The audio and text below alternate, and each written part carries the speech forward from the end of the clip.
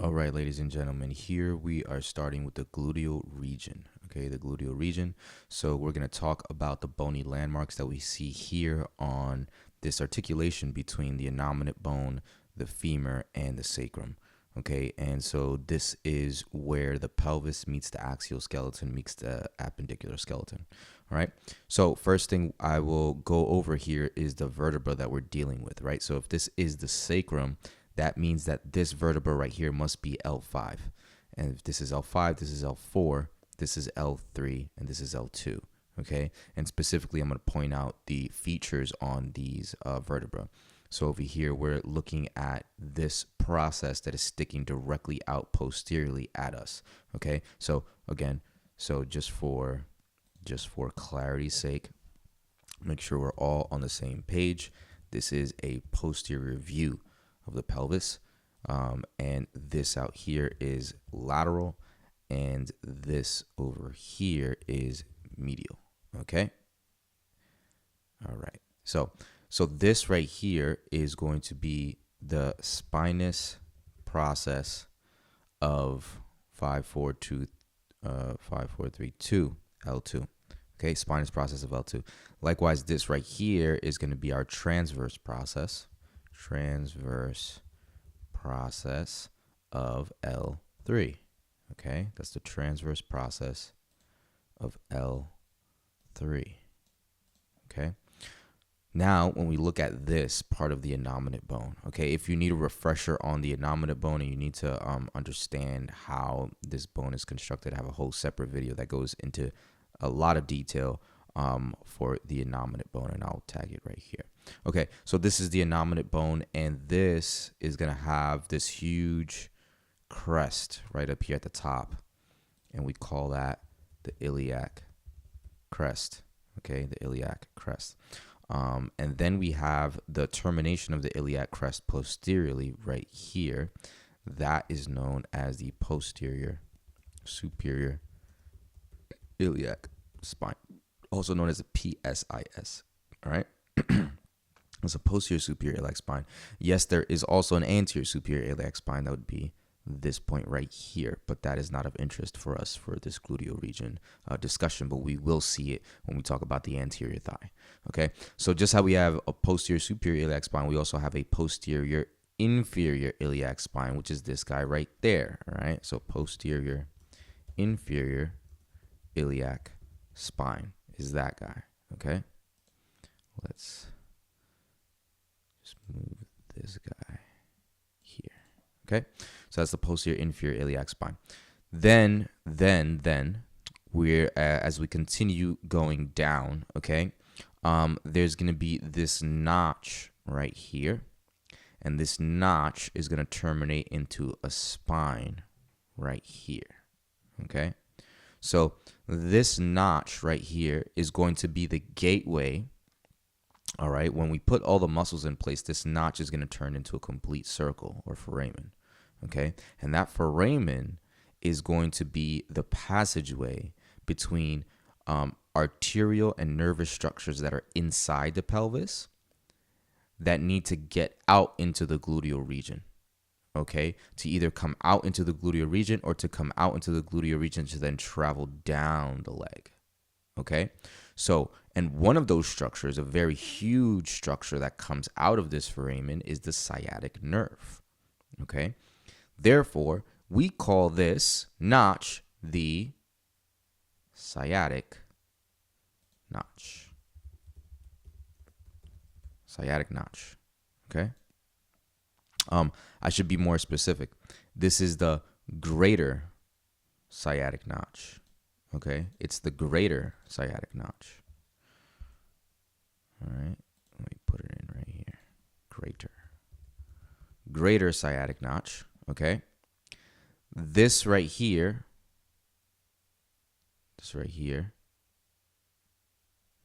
is going to be our ischial spine. Okay, from the ischial spine, we'll then get the lesser sciatic notch, which would be right there. Okay, but for all intents and purposes, This is the greater sciatic notch that matters most, okay? And then this would be the ischial spine. Right here, this massive bone is known as the ischial tuberosity, okay? And the ischial tuberosity is what you sit on. Whenever you sit, you're sitting on your ischial tuberosities, okay? And the ischial tuberosity also serves as a common attachment site for all the hamstring muscles that you will find in a posterior thigh, okay? This is the ischial tuberosity. This right here is a foramen, and that foramen has a nerve that travels through it called the obturator nerve. We call this the obturator foramen, okay, the obturator foramen. Okay, beautiful. Now we're going to look at structures over here on the proximal femur. So if we look at the proximal femur, the first thing I want to call your attention to is the fact that it has two large projections on it on either side over here. So there's this one right here, and there's a smaller one over here. So these are known as trochanters. Okay, trochanters. So this one right here is your greater trochanter. All right, that's your greater trochanter. And then down, the other one is going to be, yeah, you guessed it, lesser trochanter. Yep, lesser trochanter. Okay, so you have greater trochanter and lesser trochanter. Then you're gonna have right in here, this is a little fossa that is kind of like tucked in on the side of this greater trochanter. We call that the trochanteric fossa. The trochanteric fossa. Okay, so that's the fossa tucked on the side of the greater trochanter, the trochanteric fossa. Then we have right here, this is a rough patch of bone. It's not too clear on this illustration, but this is telling you where it is, where you'll find it. So this is an attachment site for the gluteus maximus, and only for the gluteus maximus. We call this the gluteal tuberosity. Okay, that's the gluteal tuberosity. Okay, so with that, we have the major landmarks that you need to know in order to understand the muscle attachments for all the muscles that we have in the gluteal region. So now we will go through them one by one, starting with the deepest one, which is the piriformis. All right, the piriformis muscle. So the piriformis muscle is going to be attached into the anterior aspect of the sacrum, which is out of our view, and that's delineated by this curved line over here. Okay, so it's going to be on the other side of this screen. Okay, the anterior side of the sacrum. It's going to attach to the anterior side of the sacrum. It's going to come through this greater sciatic notch to then insert itself onto the greater trochanter of the femur. Okay, onto the greater trochanter of the femur. So what is that going to look like? That's going to look like this. Okay, it's going to look like this. So that right there is the piriformis. The piriformis is going to attach onto the greater trochanter, and from that position, you see how it's capable of producing abduction of the femur. Okay, it's going to pull on this greater trochanter and pull the femur up that way. Okay, that's our piriformis. That is our piriformis. Next, we're going to have the superior gemellus, all right? The superior gemellus. The superior gemellus is going to attach to the ischial spine right here, and then it's going to run right over and insert itself into that trochanteric fossa. So that's going to look like so, okay? Next one we're going to have is the obturator internus. Now, the obturator internus is actually covering this obturator foramen, okay? This obturator foramen has multiple structures that are lining it. One of them is going to be this obturator membrane, okay? This obturator membrane. So there's going to be obturator membrane, and on the external side, there's going to be a muscle called the obturator externus that attaches there. On the internal side, inside of the pelvis, there's going to be the obturator internus, okay? So one membrane, two muscles on either side, on the externus side and on the internus side, okay? And then there's going to be a canal on the side right here that allows passage of the obturator nerve and artery, okay? So we can have structures that go through, but this is going to be lined by this membrane and muscle. So the obturator internus is going to be attached to the internal surface of this obturator membrane, and then the tendon is going to come up and around and attach onto the trochanteric fossa also, and that's going to look like this, okay? That's going to look like this. So when you're doing a cadaveric dissection, you're not really going to see this muscle belly. This isn't a different, more hard to reach area. Okay, so when you're doing the gluteal dissection, you will see this though, and you're just going to see the tendon. You're not going to see the muscle belly. You're just going to see the tendon directly inferior to that superior gemellus. Okay, next muscle is the inferior gemellus. The inferior gemellus is more inferior. It is the twin brother to the superior gemellus, and it is attaching to the ischial tuberosity and the trochanteric fossa. So what does that look like? That looks like so. Okay, that looks like so. All right, so you see how it's the counterpart to the superior gemellus, attaching to the ischial tuberosity, inserting onto the trochanteric fossa. All right, beautiful. Okay, next, the quadratus femoris. Okay, the quadratus femoris is also going to arise from the ischial tuberosity. It's going to insert on something known as the intertrochanteric crest. Okay, so this is a crest of bone that rides from the greater trochanter to the lesser trochanter, and it's fairly visible on the posterior side, but not so much on the anterior side. Okay, intertrochanteric crest. That's where you're going to find your quadratus femoris attached, and it's going to be attached like so. Okay, so now that we have these four muscles in place, let me tell you a little something. Let me take a little break so I can get some info real quick. So there's a thing that I want to point out about all these muscles that we just covered as a group. Okay, I want you to, functionally speaking, I want you to put them all in the same category. Okay, I'll take a sip of my coffee. All right, so functionally speaking, I want you to put them all in the same category because they're all going to be exerting a force on the femur that is quite similar. Okay, so notice they're all running over the hip joint, right? They're all crossing the hip joint posteriorly. All right, they're all crossing over the posterior aspect of this hip joint, and they're attaching more or less out here on the femur. So when they grab and they pull, they're going to rotate that femur, okay? So like Piriformis is going to be able to do some abduction, but more so it's going to be able to rotate this outer side of the femur that way. So what do we call that? That's going to be a lateral rotation, also known as external rotation. Okay, so all of these guys here, these are all lateral rotators of the hip. All right, which we're going to see, and they're operating in contrast. They are operating in contrast to the gluteus minimus and the gluteus medius, which are going to be doing medial rotation at the hip. Okay, and later I'm going to explain to you how is it that they do that. Okay, so all these guys over here are external, aka lateral rotators of the hip. Now we're going to start talking about the medial rotators. Okay, so the first one is gluteus minimus. Gluteus minimus and gluteus medius are both going to attach on to this part of the innominate bone that's known as the ilium. Okay, and they're attaching to this surface of the ilium, okay, that's known as the gluteal surface. Over here I put it as inferior surface of external ilium, same thing. Okay, it's also known as the gluteal surface. The gluteus minimus is going to attach to that inferior half of this surface, whereas the gluteus medius is going to attach to the more superior half of that surface. Okay, but they're both attaching here. Gluteus minimus is going to be the deepest one, attaching here, and then it's going to run to attach specifically to the anterior surface of the greater trochanter. Okay, so that's going to look like that. Okay, it's going to look like that. All right. So you see that how this one over here, when it pulls on this greater trochanter of the femur, right, it's pulling from the anterior side. All these guys over here, they were crossing posterior to the hip joint.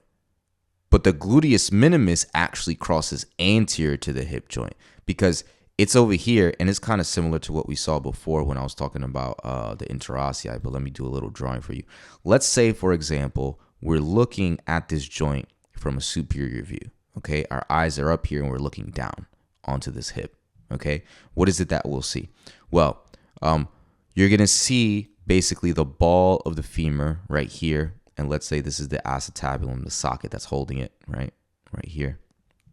And then you're going to see the neck of the femur, and we're going to have the greater trochanter right there, okay? The greater trochanter right there. Let's say this is the posterior side and this is the anterior side, okay? This gluteus minimus is starting on the posterior side, okay? It's starting on the posterior side here when it's attaching to this gluteal surface. But it's going to cross over the neck of the femur like so and attach onto the anterior surface of this greater trochanter. So when it pulls, it's going to pull on this greater trochanter that way. Okay, it's going to pull on that greater trochanter that way. So essentially what it's going to do is going to make this whole entire femur rotate like this. It's going to make it rotate like that. Okay, so that's how this gluteus, you see that course that it takes over that hip joint, right? When you look at it from that superior view, now you can understand how it's capable of producing medial rotation, the opposite of what these guys back here are doing. These guys are doing these guys are doing lateral rotation, and the gluteus minimus is doing medial rotation, all right? Medial rotation inward, all right? Okay. Gluteus medius attaches to the superior part of that gluteal surface and then attaches out here to the lateral surface of the greater trochanter. That's going to look like this. So, does gluteus medius have the ability to do some medial rotation? Yeah, not in the best position how gluteus minimus is, because this guy's not attaching to the anterior surface. He's attaching to the lateral surface. So what is the gluteus medius's main action? Its main action is to abduct the femur at the hip. Okay? Abduction. Hip abduction. That's what gluteus medius does. Okay? That's its specialty. Next, we talk about gluteus maximus. Okay? And for gluteus maximus, we have to, I wanted to highlight some areas over here. So, posterior iliac crest, right? The posterior part of the iliac crest. It also attaches to the dorsal aspect of the sacrum. It attaches to the dorsal aspect of the coccyx. It attaches to a ligament right here that is known as the sacrotuberous ligament. Okay. It also attaches to the gluteal tuberosity that I mentioned earlier, and it attaches to a structure known as the iliotibial band. A lot of attachments. It's a huge muscle. All right. It's a huge muscle. Gluteus maximus. Boom. Okay. Boom. What is it going to do? Big muscle. It is so an extensor. That's the main thing it does, is it extends the hip. So it's going to pull your thigh posteriorly into extension. Okay. In addition to that, can it assist with abduction? Absolutely. Can it assist with lateral rotation of the hip? Absolutely. Does it assist with medial rotation? No. Does it do adduction? No. Okay. No. So what is it going to do? Hip extension is the main thing it does. Abduction, because it does have fibers that go over and down to grab onto this iliotibial band. So yes, it can pull into abduction as well. But it also does lateral rotation. Okay. The other gluteal muscles, gluteus medius and minimus, do medial rotation.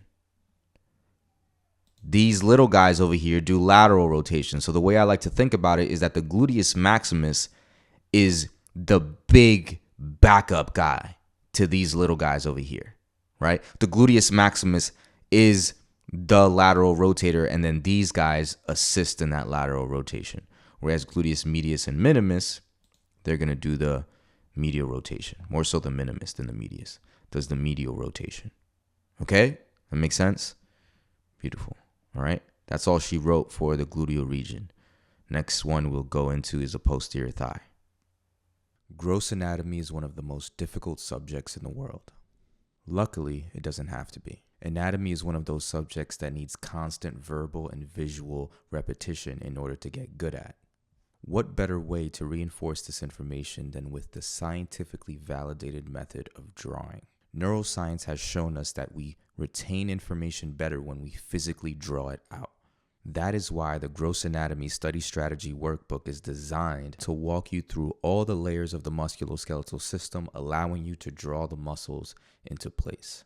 This is excellent for reinforcing muscle attachments, bony landmarks, muscle names, and actions. This will save you tons of time from mind-numbing tactics such as repetitive flashcards or passively listening to boring lectures. With this strategy, you can actually begin to enjoy studying again and have a much better way to retrieve the information.